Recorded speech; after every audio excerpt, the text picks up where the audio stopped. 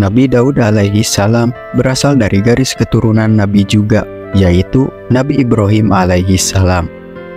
Nabi Daud alaihi salam merupakan keturunan ke-12 dari Nabi Ibrahim alaihi salam. Nabi Daud alaihi salam dilahirkan dari rahim Siti Sarah, istri dari Nabi Ibrahim alaihi salam. Dengan begitu, Nabi Daud alaihi salam masih keturunan dari Nabi Ishak alaihi salam. Nabi Daud alaihissalam wafat pada usia 100 tahun. Uniknya, soal usia Nabi Daud alaihissalam adalah adanya penambahan umur.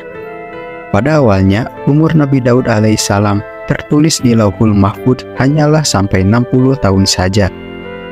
Namun, Nabi Adam alaihissalam mengibahkan umurnya ke Nabi Daud alaihissalam, jadilah ia wafat pada usia 100 tahun. Sebagai orang yang telah dipilih oleh Allah Subhanahu wa Ta'ala, kehidupan Nabi Daud alaihissalam jauh dari kemaksiatan. Nabi Daud alaihissalam hidup di kota Bethlehem yang dipimpin oleh seorang raja bernama Talut.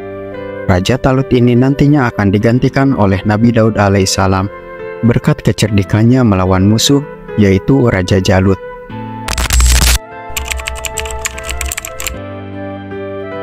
Assalamualaikum warahmatullahi wabarakatuh. Dalam berbagai literatur tentang kisah Nabi Daud alaihissalam, mengisahkan keberanian seorang remaja di medan perang. Ia bahkan berani berperang walau usianya masih sangat muda dan baru masuk remaja. Ceritanya waktu itu Bani Israel sedang ada rencana penyerangan dari pihak musuh. Raja Talut kemudian menyuruh orang kepercayaannya yaitu Syami'un untuk mencari tentara sukarelawan untuk melawan musuh. Syami'un segera mengabarkan kepada semua rakyat. Terdengarlah kabar bahwa Raja Talut sedang mencari bala tentara untuk melawan musuh ke telinga Nabi Daud alaihissalam.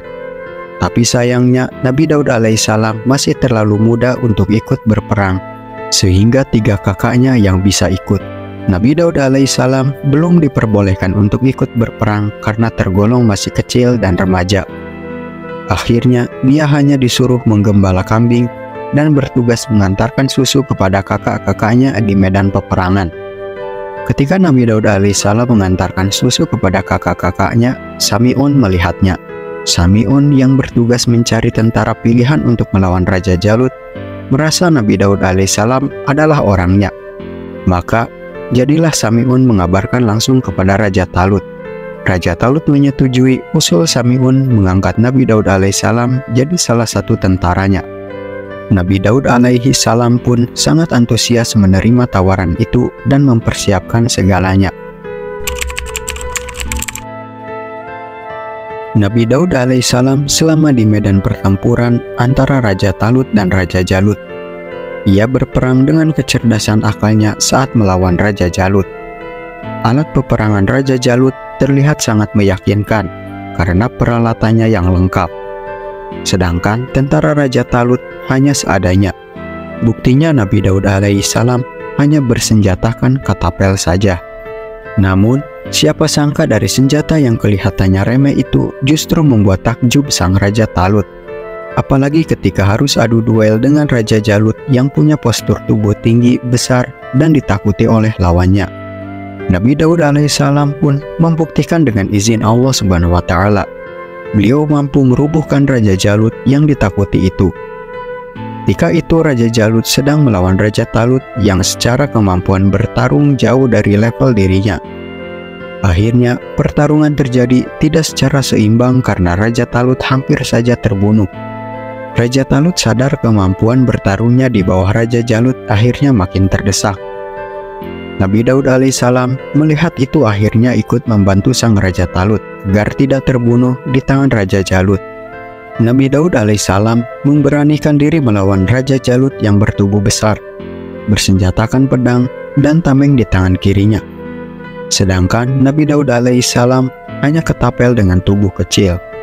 Banyak orang yang meremehkannya karena tidak mungkin sanggup menaklukkan Raja Jalut yang ditakuti itu. Tetapi melalui izin Allah Subhanahu wa Ta'ala, ketika Nabi Daud alaihissalam melontarkan batu ketapel, ternyata langsung mengenai kepala Raja Jalut tersebut. Seketika Raja Jalut terubah akibat kerasnya batu ketapel yang mengenai kepalanya. Raja Jalut pun tewas karena ketapel Nabi Daud alaihissalam. Bala tentara Raja Jalut melihat rajanya terbunuh pun mereka lari. Mental mereka down karena sang raja telah tewas di tempat. Raja Talut pun sangat takjub dengan kecerdasan akal Nabi Daud alaihissalam yang mengantarkan kemenangan bagi Raja Talut. Ketika Nabi Daud alaihissalam telah berhasil mengalahkan Raja Jalut, ia diangkat jadi panglima tempur Israel. Namun sebelumnya ia dinikahkan dengan anak Raja Talut. Selama menjadi panglima tempur Israel, ia melaksanakan tugasnya dengan baik. Sampai suatu ketika ada sisa-sisa perlawanan musuh yang ingin menyerang Bani Israel. Ia mampu memukul mundur musuh.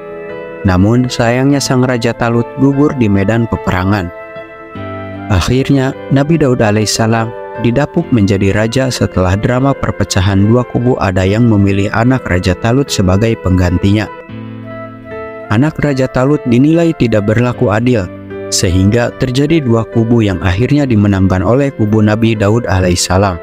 Nabi Daud alaihissalam akhirnya memimpin kerajaan dengan jujur dan adil. Ia bahkan menjadikan Baitul Maqdis sebagai ibu kota kerajaan.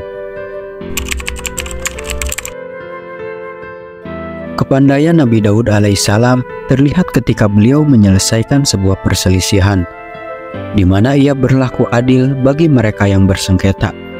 Tidak ada yang dirugikan dalam proses penyelesaian konflik. Dalam surat Shad ayat 26, Allah Subhanahu wa Ta'ala berfirman, "Hai Daud, sesungguhnya kami menjadikan kamu khalifah di muka bumi. Maka berilah keputusan di antara manusia dengan adil. Dan janganlah kamu mengikuti hawa nafsu, karena ia akan menyesatkan kamu dari jalan Allah. Sesungguhnya orang-orang yang sesat di jalan Allah akan mendapat azab yang berat, karena mereka melupakan hari perhitungan." Tutur kata beliau juga mampu melembutkan hati yang keras bagai batuan. Nabi Daud alaihissalam melembutkan hati yang keras dengan ayat yang ia tuturkan dari perkataannya. Inilah salah satu bentuk mukjizat Nabi Daud alaihissalam. Ini juga yang menjadikan alasan dakwah Nabi Daud alaihissalam diterima oleh kaumnya. Ia mampu meyakinkan seluruh rakyat agar mengindahkan perintah Allah Subhanahu wa Ta'ala. Tidak mengherankan Allah Subhanahu wa Ta'ala mengutus Nabi Daud alaihissalam untuk meluruskan kembali jalan mereka sepeninggal Nabi Musa dan Nabi Harun alaihissalam. Selanjutnya, Nabi Daud alaihissalam juga mampu menundukkan gunung agar ikut bertasbih bersama dirinya setiap hari pada waktu fajar dan senja. Beliau juga mampu berbicara dengan hewan, salah satunya ketika ia ditegur oleh seekor ulat. Beliau ditegur karena telah meremehkan seekor ulat yang tidak bisa apa-apa, tapi bisa bertasbih dan berbicara dengan Nabi Daud alaihissalam. Bukan hanya itu saja, Nabi Daud alaihissalam secara fisik mampu menekuk besi tanpa harus memakai alat pemanas. Ia mampu membuat baju besi yang hanya menggunakan kedua tangannya. Padahal biasanya harus dipanaskan dulu lewat pembakaran api. Ketika beliau genap berusia 40 tahun, Nabi Daud alaihissalam mendapatkan risalah kenabian dari Allah Subhanahu wa Ta'ala. Nabi Daud alaihissalam menerima kitab suci Zabur untuk Bani Israel. Kitab Zabur merupakan salah satu bentuk iman umat Islam terhadap kitab-kitab yang diturunkan Allah Subhanahu wa Ta'ala kepada para rasul. Akhlak Bani Israel yang kala itu porak-poranda sangat membutuhkan pedoman hidup agar menjalankan kehidupan yang berbudi luhur dan tidak menyekutukan Allah Subhanahu wa Ta'ala. Secara urutan, kitab Zabur diturunkan setelah kitab Taurat yang diturunkan kepada Nabi Musa alaihissalam. Kitab yang diturunkan kepada Nabi Daud alaihissalam menggunakan bahasa Kibti. Turunnya kitab Zabur untuk Bani Israel disinggung dalam firman Allah Subhanahu wa Ta'ala pada surat Al-Isra ayat 55 dan surat An-Nisa ayat 163. Keterangan tentang Zabur ditemukan pula pada surat Ali Imran ayat 184, Al-Anbiya ayat 105, dan surat Saba ayat 10. Dan Tuhanmu lebih mengetahui siapa yang di langit dan di bumi. Dan sungguh kami telah memberikan kelebihan kepada sebagian nabi-nabi atas sebagian yang lain. dan kami berikan Zabur kepada Daud. Di surat yang lain Allah Subhanahu wa taala juga berfirman, sesungguhnya kami telah memberikan wahyu kepadamu sebagaimana kami telah memberikan wahyu kepada Nuh dan nabi-nabi yang kemudiannya. Dan kami telah memberikan wahyu pula kepada Ibrahim, Ismail, Ishak, Yakub, dan anak cucunya, Isa, Ayub, Yunus, Harun, dan Sulaiman. Dan kami berikan Zabur kepada Daud alaihissalam. Kitab Zabur oleh sebagian ulama disebut dengan istilah kitab Zamir. Zamir berasal dari kata Ibrani yang artinya sama dengan Zabur yang bermakna lagu atau musik. Isi daripada kitab Zabur ada 150 nyanyian yang didendangkan oleh Nabi Daud alaihissalam. Suara yang dimiliki oleh Nabi Daud alaihissalam pun cukup bagus dan piawai mengatur nada. Kitab Zabur secara isi rupanya sangat berkaitan dengan kehidupan Nabi Daud alaihissalam. Kitab Zabur berbicara tentang pengakuan dosa, kisah kejatuhannya, pengampunan dosa, sukacita terhadap kemenangan menghadapi musuh Allah Subhanahu wa taala, kemuliaan Allah seperti dinyatakan alam, hukuman Allah, hingga kemuliaan Mesias yang akan datang, yakni kehadiran Nabi Muhammad SAW. Kecerdasan yang diberikan oleh Allah Subhanahu wa taala mampu membuat Nabi Daud alaihissalam memahami kitab Zabur dengan baik. Saking cerdasnya, Nabi Daud alaihissalam merampungkan bacaan dalam Zabur di atas kuda pelananya. Kecerdasan Nabi Daud alaihissalam diceritakan oleh Nabi Muhammad SAW dalam hadis riwayat Bukhari. Pembacaan Zabur dimudahkan bagi Daud.